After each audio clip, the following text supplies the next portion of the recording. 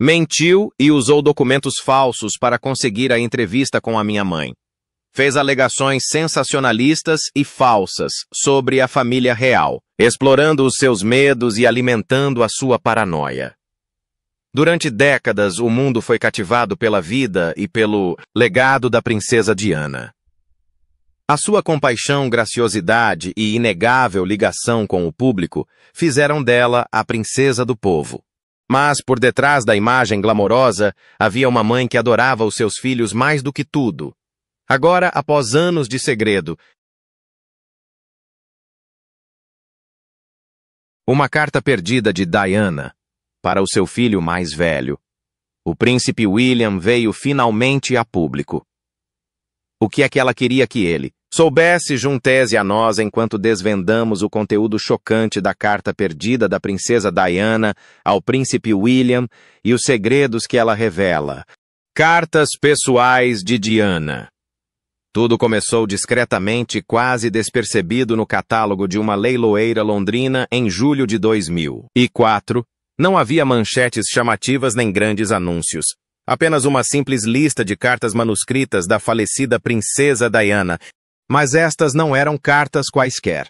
Eram profundamente pessoais, oferecendo uma visão rara e sem filtros do seu mundo privado. De entre a coleção, uma carta destacou-se imediatamente. O texto falava do seu filho mais velho, o príncipe William, de uma forma que revelava o quanto ele significava para ela. O leilão organizado pela SS contou com a correspondência pessoal de Diana com Violet Collison, uma mulher que era mais do que uma simples governanta. Foi uma confidente de confiança da família Spencer durante décadas. Violet testemunhou a transformação de Diana de uma jovem tímida à mulher mais famosa do planeta. E essas cartas refletiam essa viagem. Ao contrário dos documentos oficiais do palácio, que eram muitas vezes cuidadosamente selecionados e polidos, estas cartas eram autênticas e pessoais. Captaram a montanha-russa emocional da vida de Diana, as suas lutas com as expectativas da realeza, o caos avassalador dos preparativos para um casamento assistido por milhões, e, acima de tudo, os altos e baixos da maternidade. Uma carta particularmente encantadora, datada de 8 de julho de 1981, apenas algumas semanas antes do seu casamento com o príncipe Carlos, retratava uma jovem noiva, envolvida num turbilhão de preparativos de última hora. Mesmo com toda a agitação à sua volta, as palavras de Diana tinham um tom leve e descontraído. Toda a gente está a correr para lá e para cá a resolver os últimos detalhes, mas a noiva mantém a calma. Este pequeno comentário demonstrava o carinho e a acessibilidade que a tornavam tão querida pelo público. Mas, com o passar dos anos, as suas cartas assumiram um tom mais sério. A alegria despreocupada de uma jovem princesa deu lugar a emoções mais profundas. Frustração, preocupação e, acima de tudo, uma devoção inabalável aos seus 2 filhos. O que tornou estas cartas tão extraordinárias não foi apenas o que Diana escreveu, mas as emoções por detrás das suas palavras revelaram uma mãe que pensava constantemente na felicidade, no bem-estar e no futuro dos seus filhos. Embora o mundo já tivesse visto Diana através de fotografias, documentários e entrevistas dramáticas, estas mensagens manuscritas ofereciam algo diferente. Não eram destinadas ao público, eram discretas, pessoais e íntimas. Prova do quanto ela desejava que os seus filhos crescessem com bondade e compaixão, algo que muitas vezes era difícil de manter dentro dos muros do palácio. Uma carta particularmente comovente, datada de 21 de junho de 1989, captou isto na perfeição.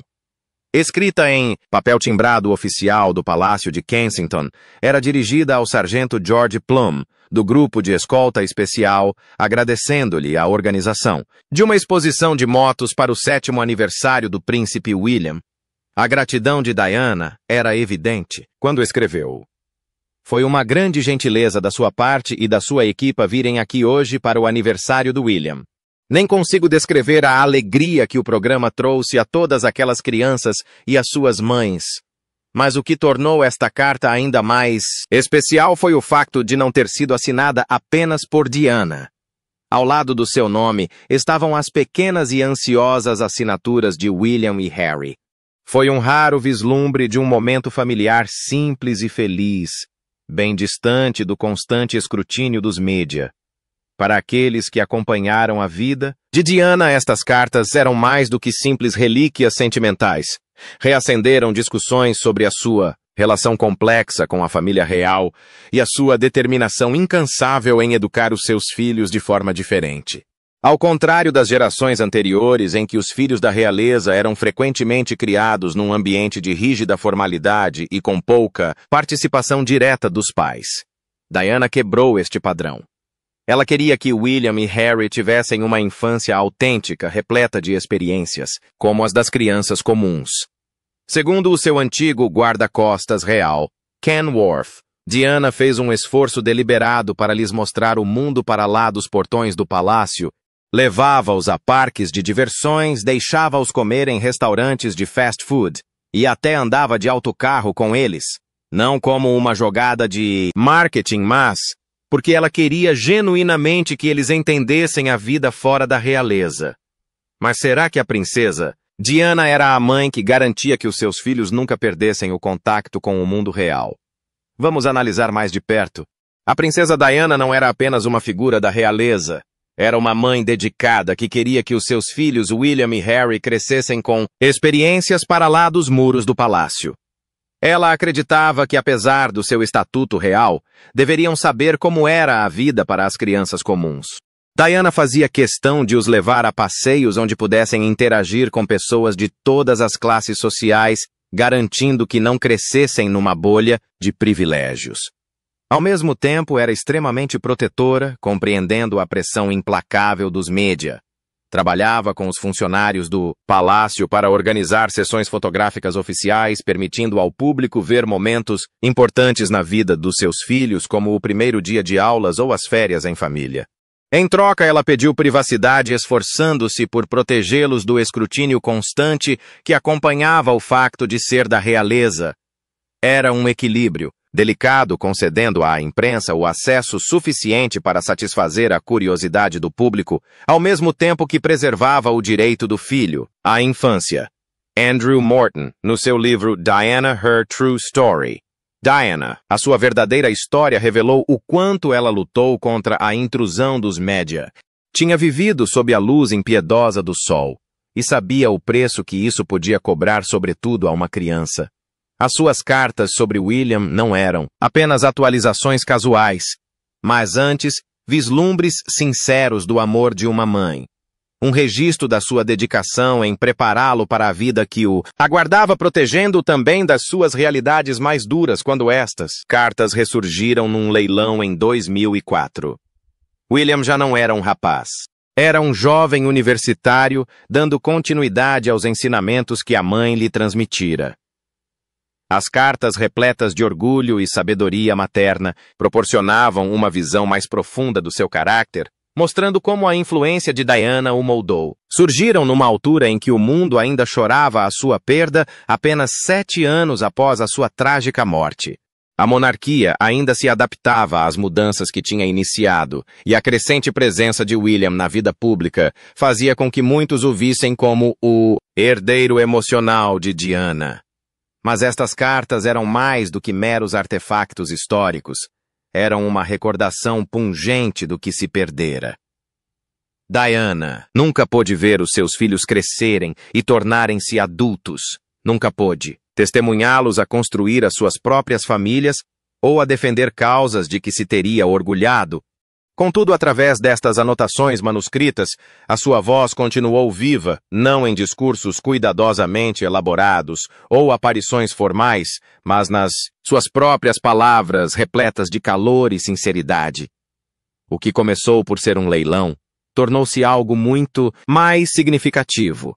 As cartas redescobertas permitiram que as pessoas sentissem a presença de Diana mais uma vez. Revelaram o seu profundo amor por William. O legado de Diana enquanto mãe não se resume a cartas ou fotografias, mas sim às escolhas que fazia todos os dias. Algumas destas escolhas foram ousadas, Outras foram atos silenciosos de desafio às tradições da realeza. Mas no fundo havia uma verdade simples. Antes de William e Harry se tornarem figuras globais, eram apenas dois rapazes com uma mãe extraordinária.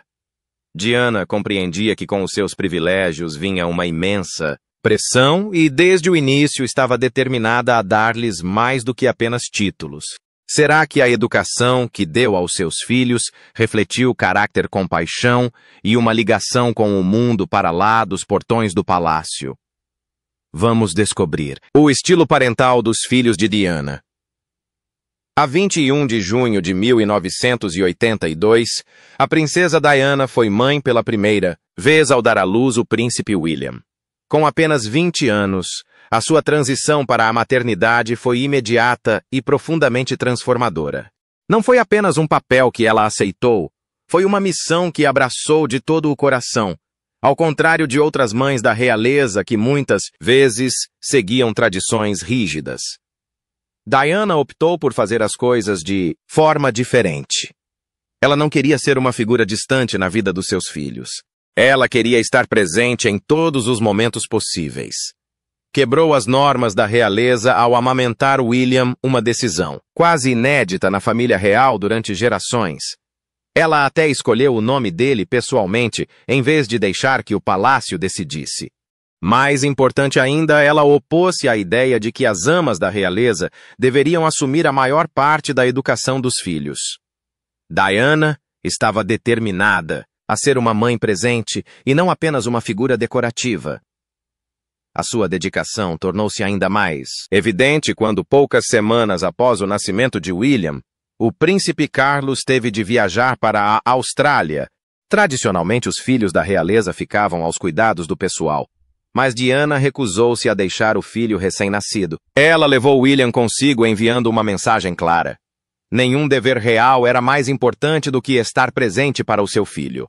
À medida que William crescia, Diana continuava a desafiar as expectativas.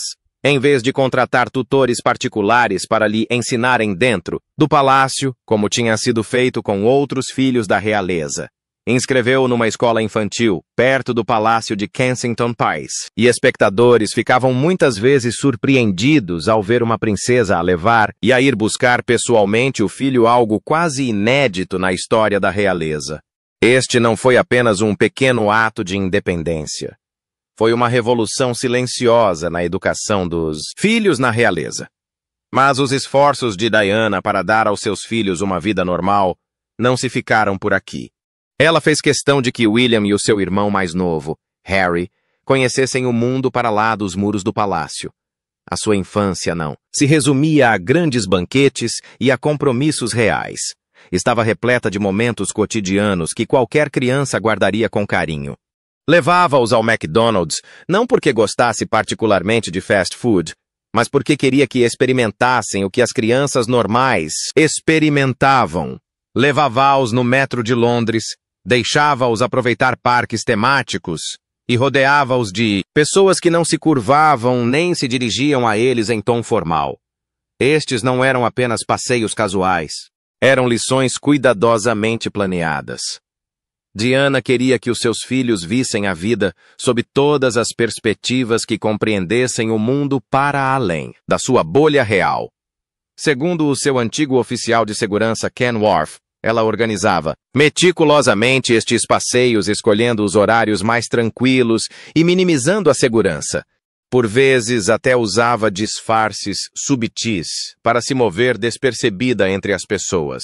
Ela não estava apenas a proporcionar-lhes uma infância. Ela estava a ensinar-lhes empatia. Uma lição que os iria moldar pelos anos vindouros. O seu desejo de incutir compaixão tornou-se ainda mais evidente quando apresentou aos seus filhos o seu trabalho de caridade.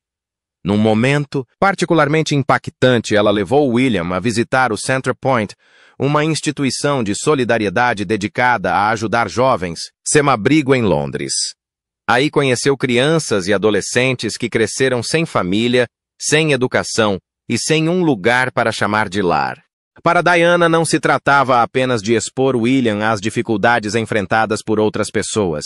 Tratava-se de garantir que ele compreendia a responsabilidade inerente à sua posição privilegiada através do seu amor, da sua resistência às tradições ultrapassadas e do seu compromisso inabalável com os filhos. Diana não só mudou a forma como a educação dos filhos na realeza era feita, como a redefiniu por completo. Então, qual era a proximidade de Diana com os seus filhos? Vamos descobrir o laço inquebrável entre Diana, William e Harry. No início da década de 1990, o casamento de Diana com o príncipe Carlos estava a desmoronar-se, e o mundo assistia ao seu relacionamento a desmoronar-se.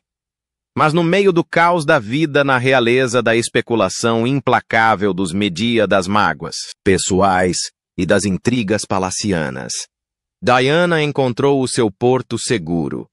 Num só lugar, os seus filhos, William e Harry.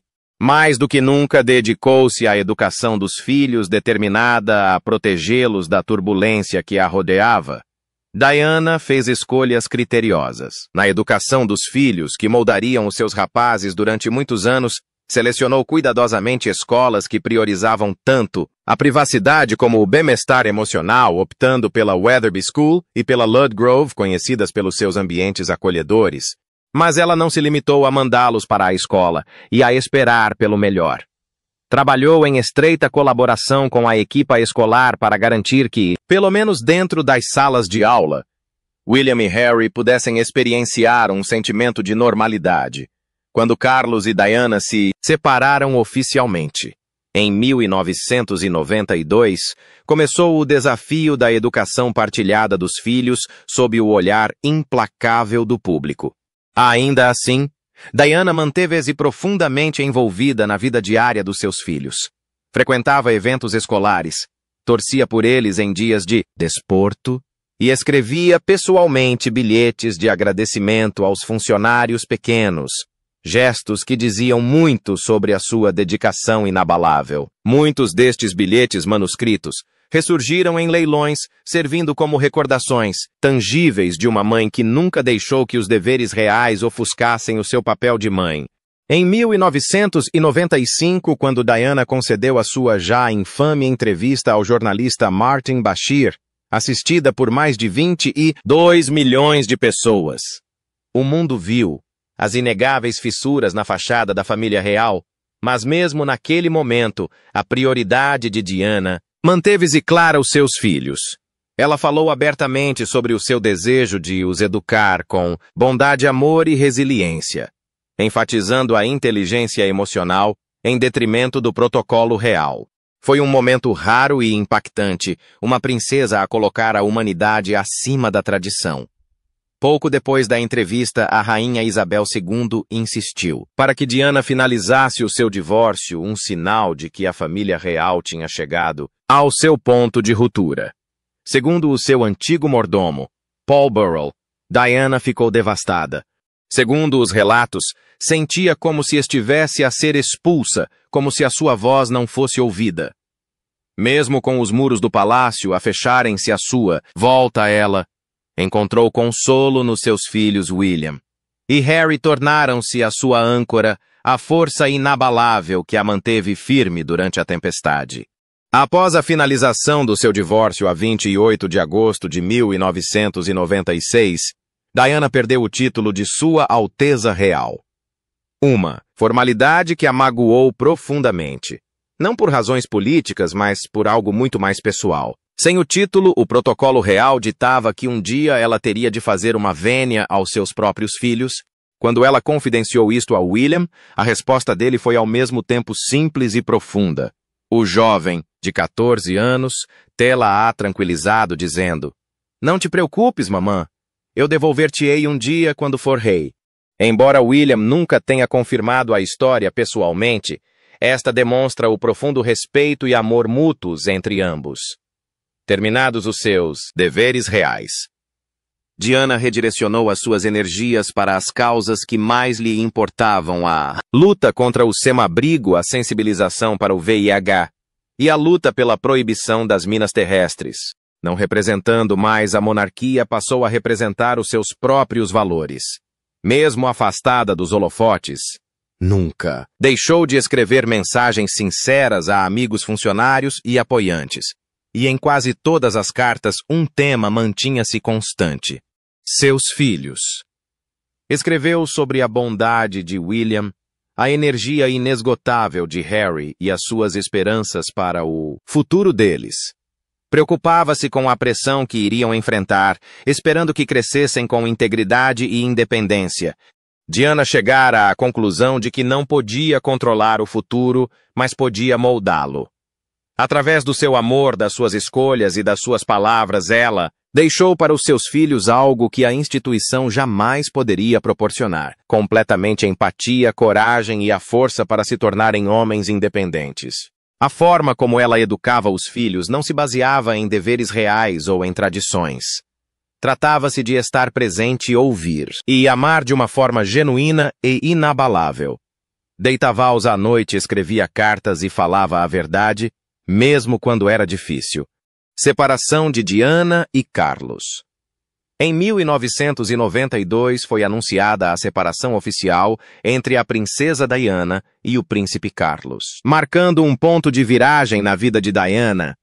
A partir desse momento, a atmosfera no interior do Palácio de Kensington mudou drasticamente. Embora já não partilhasse a casa com Charles, as suas responsabilidades como mãe de William e Harry continuaram a ser a sua principal prioridade.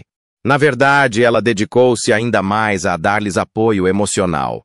Na altura, William tinha apenas 10 anos e Harry 8, o que tornava a necessidade de estabilidade ainda maior.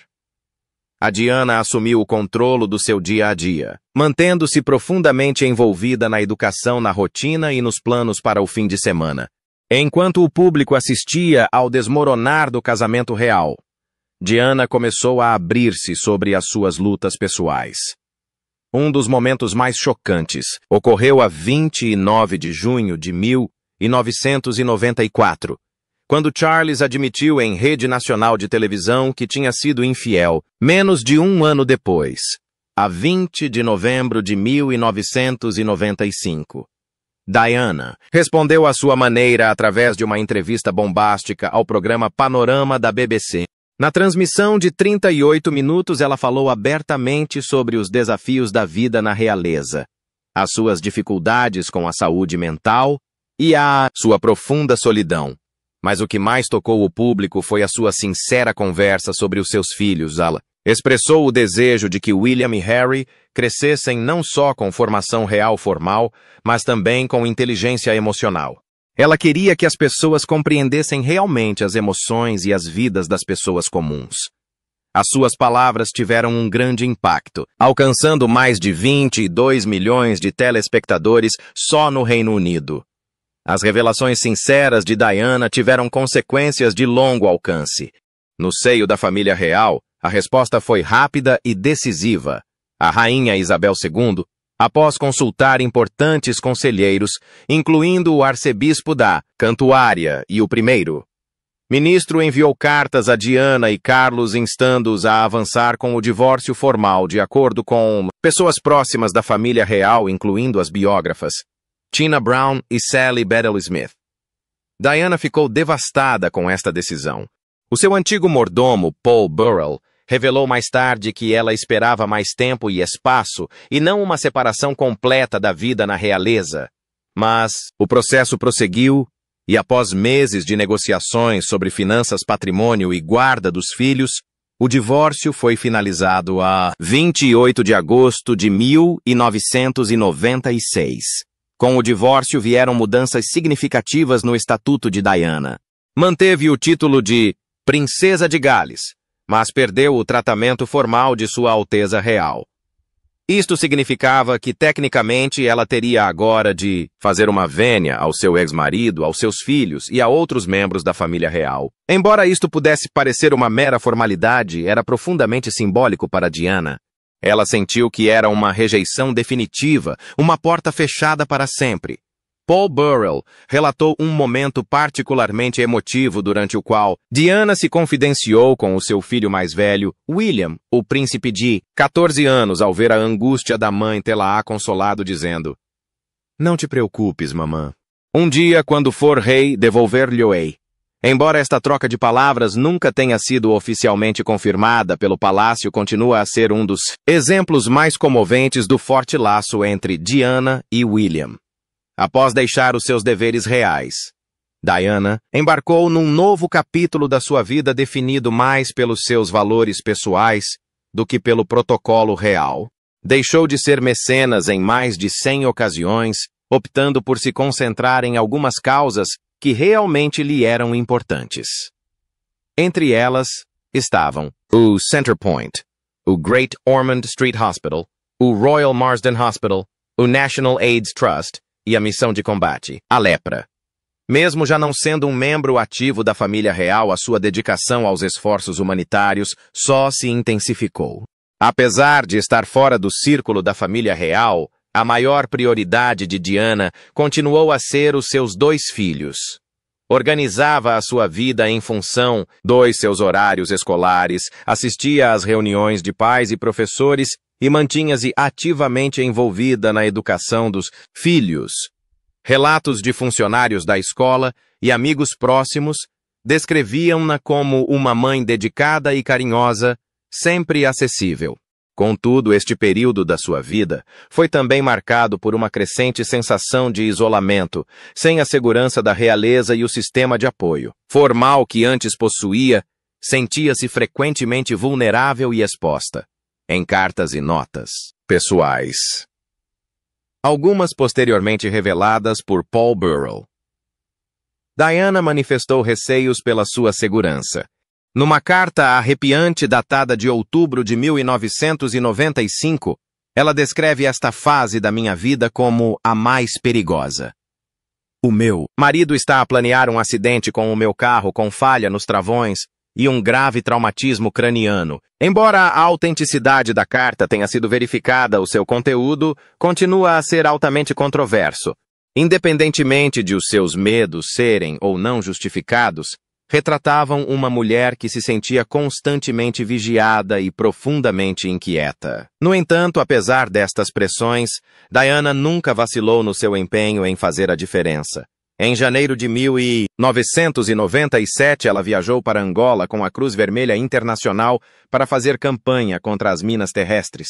As imagens dela a caminhar por um campo minado, recentemente desativado, vestida com equipamento de proteção, tornaram-se algumas das fotografias mais impactantes e duradouras da sua vida. Foi um testemunho da sua coragem e da sua crença em usar a sua influência para chamar a atenção para questões globais. Ao longo dos seus últimos meses, Diana manteve-se focada em preparar William e Harry para o futuro. Ela queria que eles entendessem a liderança não como um exercício de poder, mas como uma oportunidade de servir os outros. Amigos próximos e conselheiros relataram como ela incutiu em William um sentido de dever enraizado na compaixão. Ao falar sobre o seu trabalho humanitário, ela costumava dizer-lhe: "Usa a tua posição para ajudar aqueles que não têm voz." Tragicamente, esse futuro nunca se concretizou. A 31 de agosto de 1997, a vida de Diana foi interrompida aos 15 anos e Harry, com apenas 12, caminhou atrás do seu caixão, ambos com os rostos marcados pela dor. Mesmo na sua ausência, a influência de Diana sobre os seus filhos manteve-se inegável. O que pensa da revelação chocante da carta da princesa Diana para o seu filho, o príncipe William? Partilhe a sua opinião nos comentários. Não se esqueça de gostar e subscrever.